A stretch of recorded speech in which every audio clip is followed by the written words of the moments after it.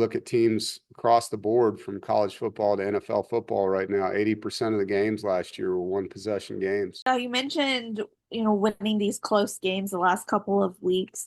You were in a bunch of close games last year, but you were on the other side.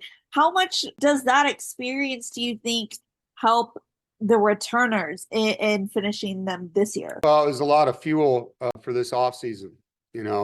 When you win 6 games and, you lose 5 one-possession games, I mean, you're pretty close to having a hell of a season, and close doesn't get it done. And so, there's a lot of detail and toughness and film study and football IQ for us as coaches. There's a lot of time spent on end-of-half football, end-of-game football, whether it's 2-minute or 4-minute. And so, you really work hard on your weaknesses, and that was a weakness for us last year. I've been in a lot of one-possession games in my career as a head coach, and won a lot of them.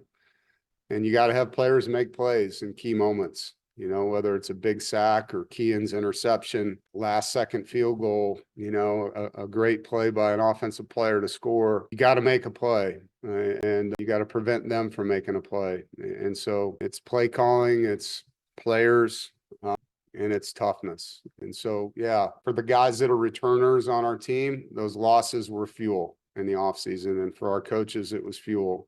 And so far you can see the time spent has paid off, and we got a lot of football ahead of us. So when you look at teams across the board from college football to NFL football right now, 80% of the games last year were one possession games.